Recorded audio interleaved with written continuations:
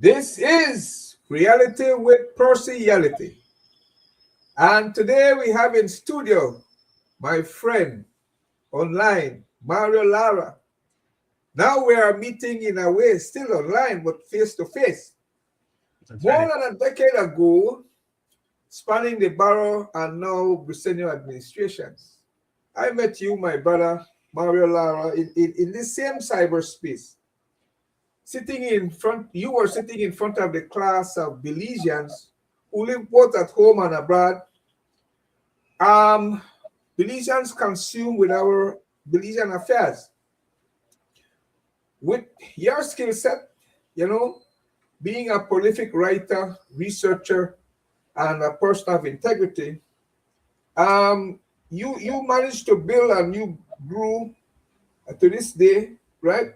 Um, and maintain a big audience, big following, because you walk and talk down the same road. So you and I have chewed the fat on several occasions, primarily on two fronts, notwithstanding the political climates, both here in Belize and obviously abroad where you have dual citizenship. We crossed paths because we both were trying to decide whether to retire here at home or abroad. And I lived in the US for a few years after retirement. And the form that would take. And two, we were both on a spiritual journey, traveling inward through meditation in order to know the nature of our own existence, the way we think, feel, and experience life.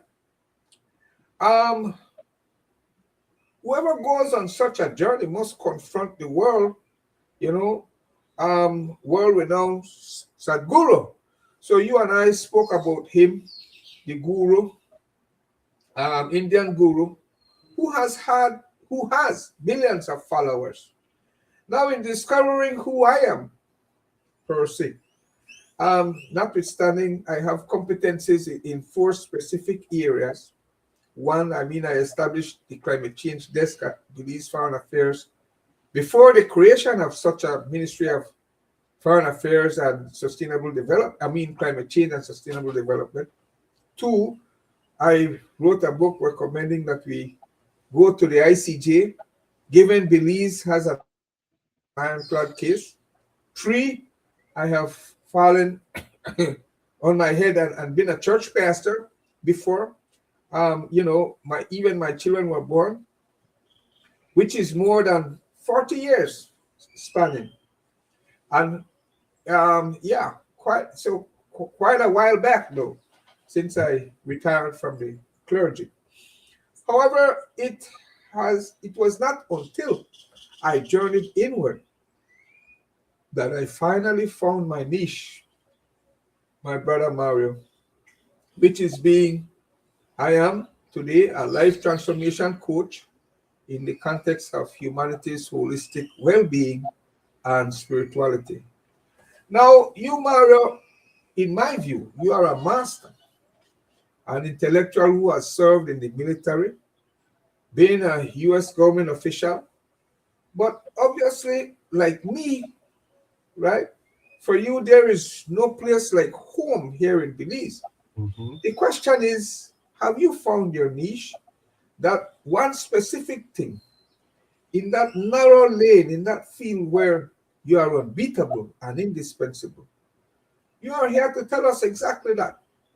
Um, and you're here to inform Belizeans at home and abroad about your journey, briefly about your past, meaning early childhood experience, telling us mostly about the present, your career ambition, and then you cap it off with what you envision for the future, or some advice, some admonition, some critique.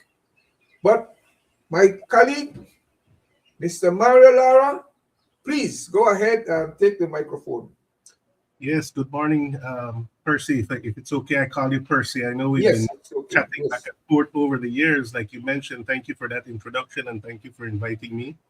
Happy to share a little bit of my life's journey if it's of interest to anyone and if it can help anyone in their life's journey. I'm happy to do that. And I Yes. think if you talk about finding my niche, I'm a perpetual life learner, seeker, always maintain a certain level of curiosity about things, variety of issues and topics. And if anything is my niche, it's that. I'm just always interested in what's going on in the world, what's going on in my community, and how Yes. I might be able to help others be their best selves, because in so doing I become my best self, right? Yes. Yes. That's kind of my what I have come to at this point in my life. And just to give you a little bit of my background, Mm-hmm. and I was blessed. The universe blessed me with two incredible parents. you Okay. know if I mention their names, Gaspar Lara and Marina Lara, probably a lot of your viewers will know them and will Ah, recognize them because they were educators for their okay. entire lives in Belize. Yes. Okay. So I had two parents that were dedicated to helping others, unlock their fullest potential by being educators. Mm-hmm. And you know, from them, I learned that sense of responsibility, towards others. My dad was briefly involved in politics. He was the chairman of the village council of Ladyville, where I grew up. Okay. That was where Okay. I grew up. My formative years were in Ladyville. Now, Ladyville wasn't the metropolis it is today. Ladyville was a Mm. small village, but in a short period of time, it has really, really grown up. I Yeah. barely recognize it anymore. So he was the chairman of the village council, and I remember he would involve the entire family when we were cleaning out drains and building basketball courts and trying to Yes. set up the community center and trying to be of service to the community where he lived. Right, he wasn't Yeah. originally from Ladyville. He had grown up in he was from San Pedro. So Okay. a lot of my young years was also spent in San Pedro, Mm-hmm. where I learned to speak Spanish. I All was right. with the family on my father's side. I Yeah. would my summers there. I remember when school would let out, we would go straight to the big slow boats. Remember the big slow boats be overburdened with cargo almost. They were at almost there right up to the edge because they're overloaded with all the materials and stuff that they need to take out to the island. And I remember when you would get to the island, the entire island would be out there to greet you. When you're Uh-huh. coming in, because then they get for them provisions, right? So Yes. Yes. Yes. I Yes. always had like a view of community, and how people, through their work, through their efforts, through their business, help Mm. each other. Some of the earliest memories I have as a child was going with my dad to the marketplace in Belize. Remember the old marketplace Right. by the river, right? Where you would have all of those colorful conversations Where by the swing bridge? yeah, right by the swing bridge, right? You know, Okay. Mm-hmm. what, when the fishermen would come in and we would go and get our food and the vegetable stalls and all of that, and all the colorful, wonderful conversations, and I would Yes. listen to all of that, right? Mhm. And I feel like I had an idyllic childhood. Attended Holy Redeemer, and, Okay. yes, and then but when we moved to Ladyville when I was about 7 or 8, Mm-hmm. to Ladyville RC school for a semester. Yeah. Yeah. Then I went back to Holy Redeemer um, school, and then on to St. John's College all the way through to Sixth Farm. Now, Okay. after graduating from Sixth Farm, Mm-hmm. the National University didn't exist then. There wasn't University of Belize. Wow. A lot of my friends. Well, the way yeah, that then that like because Yekman I mean, right established a before, university. right before I graduated there in 1988. There you go. Okay. Go Yeah. ahead. Go ahead. Uh-huh. So, a few of my friends had won scholarships to go study abroad. One of my good friends, who unfortunately has passed now, won the open scholarship. Others, had different opportunities to go elsewhere. I had Yes. the yeah, I had the opportunity through my grandmother to migrate to the U.S. and to go study in the Okay. U.S. Yeah, um, Okay. not through scholarship or anything like that. I had to work. I had to There you work. go. I was planning to Uh-huh. work and go to school at the same time, and I was on a Yeah. bus going to my work when I saw the famous army sign, "We need you," and they were offering $25,000 towards getting a college degree, right? So I Yeah, yeah. recruiter's office and I signed up, and they shipped me off to Germany. Okay, About okay. I joined the U.S. military to go to college, and they shipped me off to Germany. So Yes, yes, yes, yes. I got to spend a couple of years there, and then when I got back, I finished my college degree, and I had all intentions of coming back to Belize at that time. All right, all I right. got recruited. I got recruited. Uh-huh. I don't like.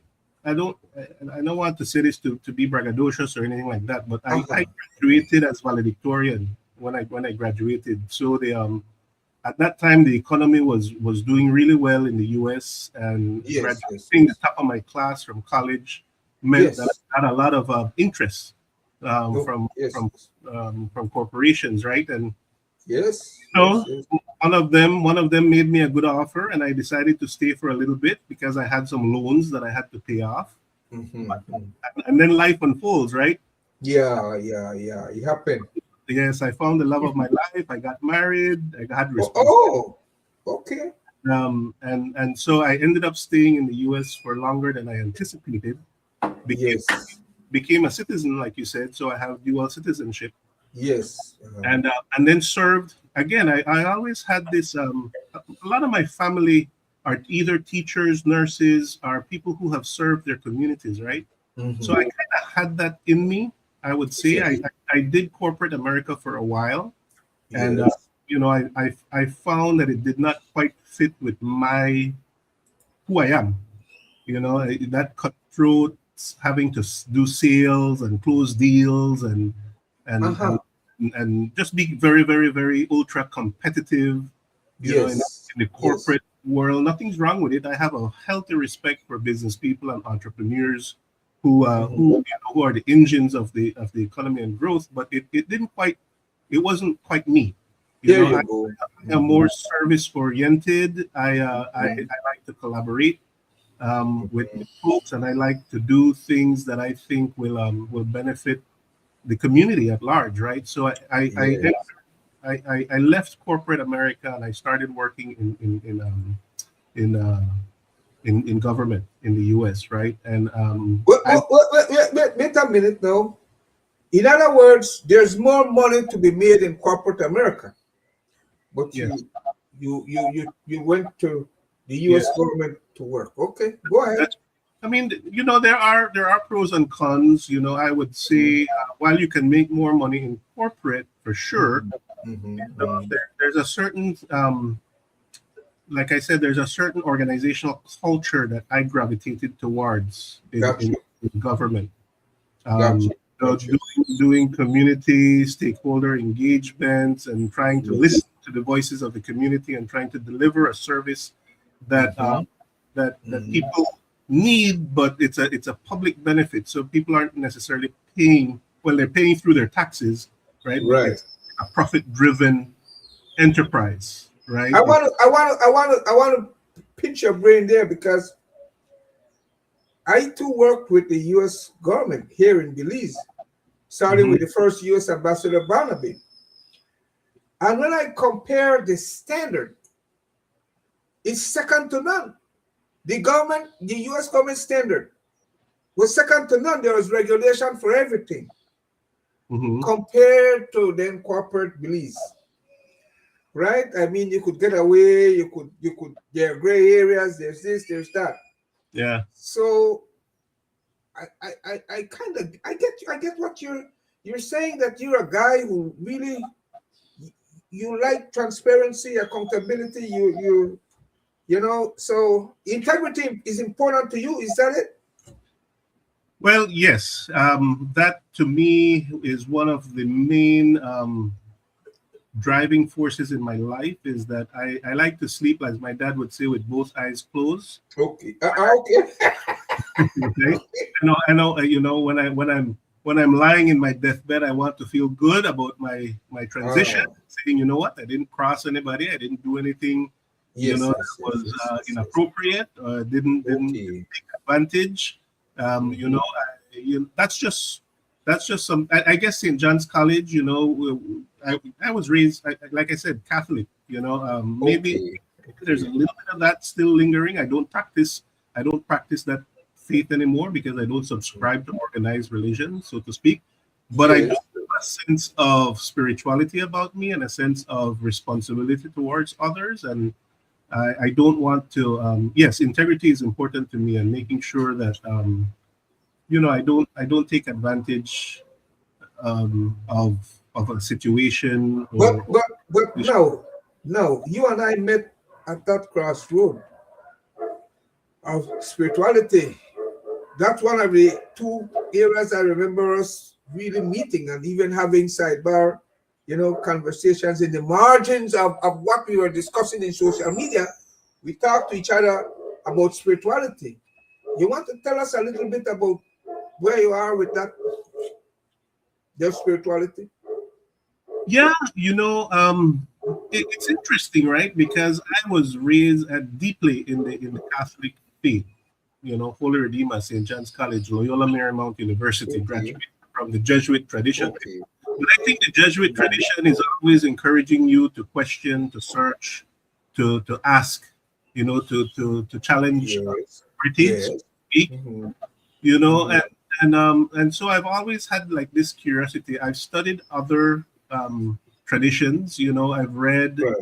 I love to read, and I love to Yes, read yes. about philosophy, and I love to read about the different traditions that they are. So I remember taking a course in college about comparative religion, where you compared Buddhism, Mhm, Muslim traditions, the Hindu traditions with mhm. Christianity, and ultimately, all religions, I think, are trying to find meaning, purpose, connection Yes, with the yes. Creator. So I have that sensibility in me. People ask me if I believe in God, and I say, well, I'm agnostic, but I do. There is something greater. There is something larger that we are all a part of.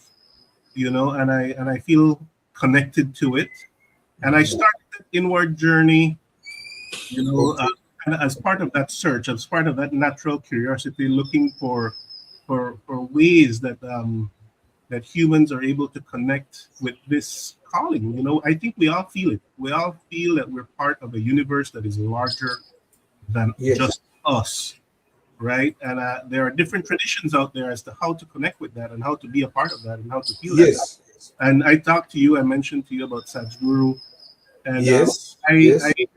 I started practicing yoga meditation. Now I'm a novice. I still consider Okay. myself a novice when it comes to In that. that, in that. Okay, okay. Ex- exactly, but I find I find that it does that I did the he offered a course in inner engineering. Engineering. Right, right. Yeah, inner engineering, and you talk a lot of the language from that course, and I think that's when I reached out and asked you if you had done that course before. Yes, he has influenced my Yes. journey because I spent 3.5 weeks in India. Ah, I'm okay. familiar with the culture. Right, Yes, yes. right. Yeah. And then I have a first degree in theology. Ah, So yes. so yes, Yes. so that drove it. That's Makes a what lot of drove it. sense. That's why I kind of sensed it and reached out and had a nice conversation with you. But yeah, but Yes, that's me, always seeking, always looking. I respect all traditions, all faiths, all. yes, yes. I think again, it's just a human thing. People trying to connect to. It's funny because we've evolved to have self consciousness and Yes, awareness of the yes. world around us, and I think it's natural. It's a natural part of just human curiosity to want to be able But to. can I share something with you? Because it was in out of conversations with people like you and following Sadhguru that I at 63, I'm 63. It's only a couple years ago that I discovered my niche. Mhm, That area where I'm unbeatable, unbeatable. mhm, Because I don't go by psychology, it's not confidence. I'm seeing the clear path. I'm seeing with clarity. And today I'm a not just a life coach, but a life transformation coach. Right. And so what I'm doing online has a ground component to it. And it's a system. It's a system that I've devised. So I'm not necessarily a disciple of Sadhguru, but he has certainly influenced my journey. So I'm asking you now, if you're still on the path, or if you found your niche, or can you? Am I forcing you into a corner? Or No, no, I'm very comfortable with it, and I think that my niche is to be of service to others. And maybe I found that earlier in life, because in St. John's, the St. John's College, the motto is being men for others. You know, that is what we were taught. You know, is be a man for others, right? Be some. And then my parents, I talked to you about it. That I come from a family that has always been of service to their community and those around them, and I feel very, very comfortable knowing that that is where I feel my niche is, if that's what you want to call it. I feel that I'm humbled to hear someone it, say, it's because I know you do a lot that you don't talk about. yes, You yeah. give a lot, and you do a lot that you don't talk about, because it's It's your not, nature. That's who you are. You don't boast. You don't boast. You well, just do. I will tell you that when I was very early in life, I thought I was going to be a priest. Okay, go ahead. Go Very, ahead. Go ahead. Go ahead. so that kind of interest in spirituality and pastoring and being of service to others has always been a part of me, as far as I can remember. You know, I didn't unlock it, I didn't actualize it.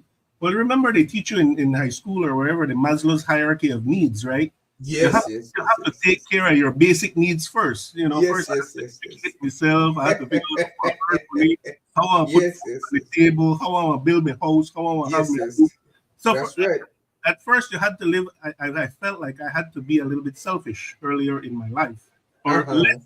less selfless than I would like to be. Yes, as you Right? build your career ambition, right? As you build your career ambition. Build your ambition, build your fire, and you have a responsibility to those who are closest. Right, If you're not taking right, care right. of family and yourself, then you cannot help others, right? Yes, yes, You know, yes, because yes, yes. people who are not organized in themselves are not, you know, then you can't help others. You can't be, you will become a burden to others, as a matter of fact, if you That's don't true. take care of yourself, right? So you have to That's educate yourself, you have to have a career, you have to be able to put food on table for those around you, take care of all of that.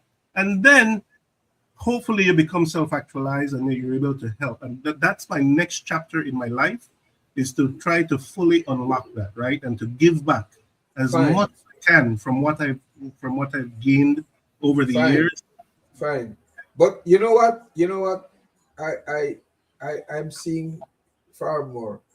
I honestly am. Because in the entire borough administration, your voice has been out there loud, because you're an intellectual. You write, you talk, and you're on the ground doing. So you walk and talk down the same road. I want you to comb some issues, because I can't remember how far back I have entered into conversations, heavy conversations, Yeah. and you have been leading and leading, but gung ho with conviction, right? Mm-hmm. So remind us of some of them, because um, for example, here in Belize, there's been this Belize Guatemala, thing, and the territorial volunteers thing. Help us, remind us of some of the conversations that you have led. Yeah. Well, the number one, the big issue is always about corruption, right? Okay. Because Belize is so small, Mhm. the price that we pay for corruption is huge and felt Okay. by a lot Okay. of people, and it destroys our culture, right? Because Okay. we're building a culture of corruption, right? And I'm not just laying it on the political leaders, right? Because it's like it's a thread that's throughout our culture, and we need to address that, right? And we need to get back to some basic principles of integrity and ethics, and wherever you are, that that has to change, right? So I've talked a lot about that personal responsibility, responsibility towards the community, and the need for that. I've talked a lot about investing in human resources. I've always said people are the greatest asset that any nation has. And if Yes.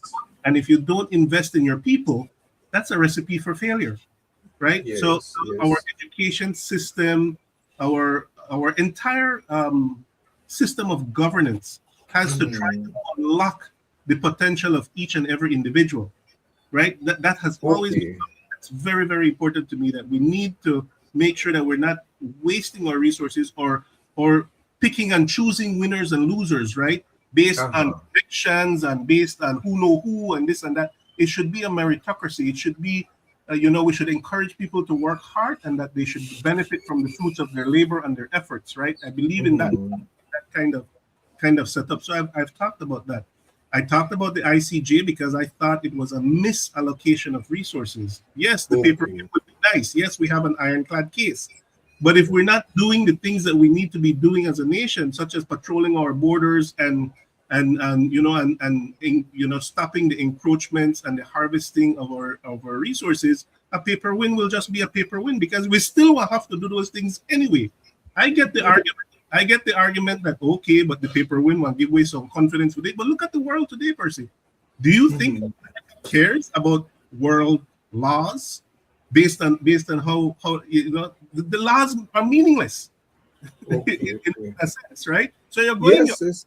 we're Yes. going with win, and as a small nation, we not really have a choice. But I think it's a misallocation of resources, and it's a misunderstanding that look, there is still a lot of groundwork and resources that has to be put towards acting as a nation state, ensuring that we know where borders are and speaking with confidence, not going to the ICJ and saying, well, please define our borders for us. I think the way it was framed was Mhm. incorrect. We know where our borders are, right? Okay. And so that was my issue there. And then remember, under at the time there were some statutory instruments to ban Belizeans from going to the Sarstoon, and that's when I really got mad. Because I said, you know what? Ah. Ah. Stop our Belizean people from traversing the length and breadth of their country, right? Yes. When I Yes. got Yes. really Yes. concerned, right? Because it felt like an appeasement strategy that and we know appeasement historically doesn't work, right? Got Because you. Got you. what Got you. the Got you. old saying used to say, you give them 1 inch, then take 1 yard, Yes. Yes. Yes. right? Yes. So Got you. if we're going to define ourselves as a nation state, then we have certain responsibilities to behave as one, So Right. Right. Right. that was where I came off there, and then just over the years, right now, the topic that I'm following, I reached out to Jeremy Enriquez because he's like a lone voice in the wilderness. He You know, is. He is. We the redistricting matter. that's right. Well, he wasn't alone. I should correct that, because there was I think there was a peace movement. There were other individuals. Arthur Saldivar, I think, had brought a case, Okay. and there were some Okay. Yes. involved. Arthur did bring a case. But I saw Jeremy fighting, for an issue that wasn't just personal to him, right? It Right. was for the benefit of the community. It was a Yeah. constitutional matter that Yes. Yes. everybody should be involved in. You are So, right. You are so right. those kinds of things stick out to me, and I say, you know what? When somebody is putting in their personal time, effort, resources, I Uh try huh. I try to help where I can. Now, limited as it is, because I'm stretched thin, but I try I to help. hear you. I hear you. I tried to help him at least come up with some resources, and also the issue of Really? Really? So you're supporting Jeremy. absolutely yes. I Okay. think Go ahead. that's Go an ahead. important work that he's doing Yes. quietly, Go ahead. Uh-huh. because I You never don't like McNice. You don't you like know, McNice. I like me that I like Yes. to Yes. support Yes. others, but the diaspora issue, right? The Belizeans abroad and the whole Uh huh. Uh huh. because Uh huh. that's a lived experience for me, and I could speak with authority. about, Why they never want get any vote? Why? I've interacted a lot with Belizeans who are living abroad, and most Belizeans leave Belize for economic reasons, Yeah, that's for true. better opportunities, right? If they had the That's opportunities here, true. they would never leave, you know. That's true. The incentives. That's If true. you had, right, people that try to get their That's true. education and they try to make money to secure their family, Yeah, they are yeah. not leaving out of any kind of disloyalty towards. As a matter of fact, they are ambassadors, because wherever I go, I used to live in Southern California, and every year for Uh-huh. 4 years in a row, me and my Yes. family and friends put together one display at a festival. Right there was a multicultural festival, and we had one booth. With Belize, never got a dime from the government, never worked with BTB. And I reached out and got maybe some magazines and different things to put on the tables, but we were ambassadors, right? We take with Mm-hmm. decorations out of our house with sericote carvings and different things, and brought them to this booth where we would display it, out of love and pride for where we came from. That's an issue that I've also spoken about, and I hope, we talk about the brain drain. I studied economics when I was in college, and there's this theory about the brain drain, right? Where America used to attract the most talented people. Used to, I said, because I think these days it's not really doing that.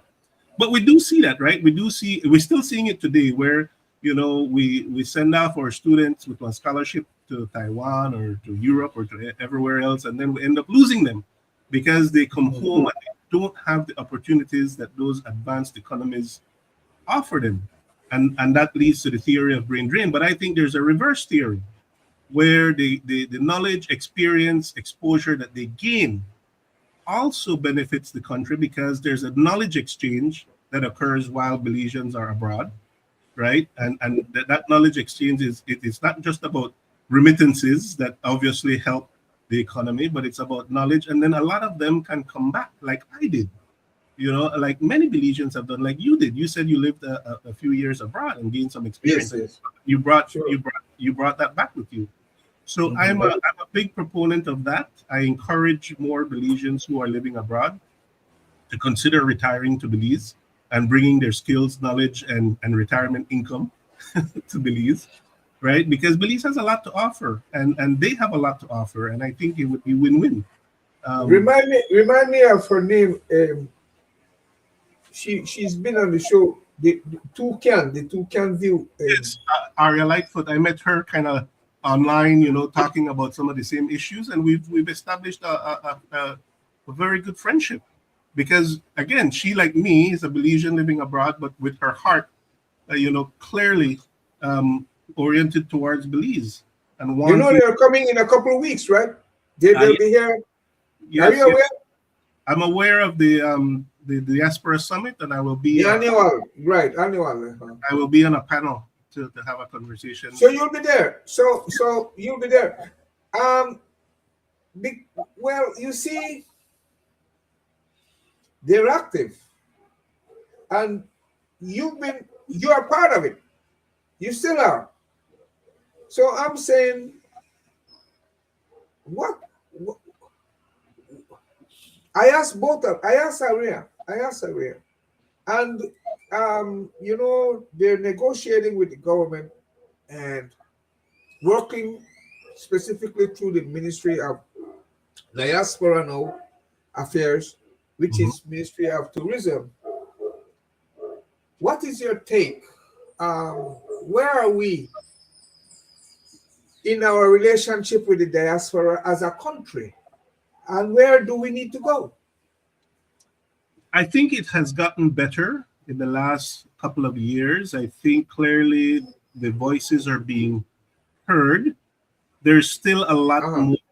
There's still a lot more work to be done. Both Okay. on the diaspora side, we have a handful, I would say, of people who are passionate, and who are Uh-huh. keeping the conversations going and the lines of communication open. But I think we need probably more people involved, and more organization, on Okay. the diaspora side. And then on the Belize side, on the government side, yes, Uh-huh. we have a unit, but we probably need to figure out a way.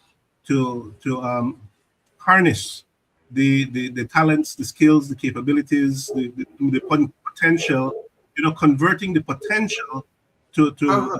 to realities, to benefits. And I think I see Yes. some efforts there. Like I said, this summit is a continuation in that conversation. You Yes. know, Yes. there's some governance and issues that will need to be, you know, further developed around. Right. You talk about the vote, and that issue still kind of percolates every now and then. You know, Okay. as a American, Do you have an opinion? I'm sorry, yeah, I didn't hear that. You kind of froze there. Do you have an opinion? Do you have an opinion Yes, about yes, the vote? I have a very strong opinion. Yes, and I do believe I believe strongly that Belizeans in the diaspora should, at a minimum, be able to vote in national elections, right? In broader elections. Okay. So an American can come here, gain a Belizean citizen, live here in Belize, and still vote in US. As a matter of fact, an American can born American can come here, gain Belizean citizenship, and run for national office. You know what? Some of these who wear beliefs on their chest, the rhetoric they spew is like they can vote. They said they just have to come home. You know, in other Yes, words, right? In other words, right? The arrogance, right? right. Because, like you said, Belizean, I mean, Americans who are here are able to vote through the mailbox. Yes Yeah, or no? yeah, yeah. I can vote in the US, There you go. right? So, There you go. I mean, and we're living in an age of technology, and the world has shrunk, right? Belizeans living abroad, they're not like, remember back in the day where you'd have to wait for that phone call, and the phone call is so expensive. You're probably only, no. Yeah. Belizeans Yeah. living Belizeans living abroad are having daily, hourly conversations with Belizeans here. They know what's going on in the country. They are informed. There is no reason to make it burdensome. You should Yeah. make it easy for Belizeans in the diaspora to be able to vote, right? And then I also think that Belizeans, no matter where they are, if you are born Belizean, you should be able to run for national office. Not that I have any ambitions, but you should be able to do that. Stick You're up. born. You're born, and you never renounce your citizenship. You One know, moment. No, no, one moment. No, no, no. You said you know your niche is so and so, so and so. To serve. You're Mhm. serving. Are you ruling out running for national office? Are you ruling it out?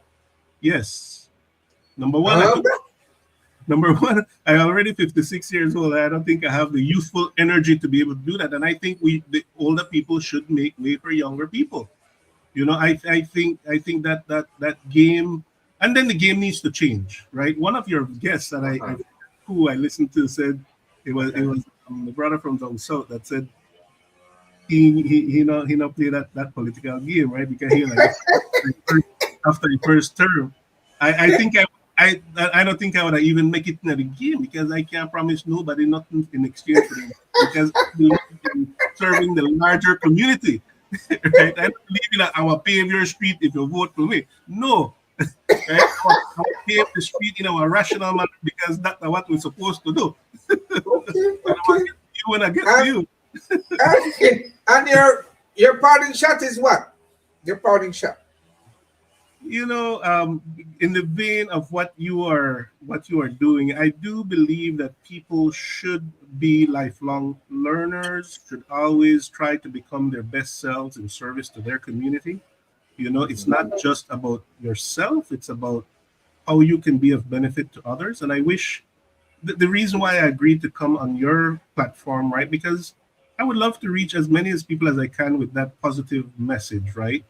uh, Yes. of being a service to the community. I think what we need is solidarity in our community. I hear a lot of voices, with living in an age where people identify with their sexuality, with their ethnicity, with their Yes. religion, with their Yes. country. They identify with all different kind of things. They split it up all different kind of ways and divide up the Yes. system.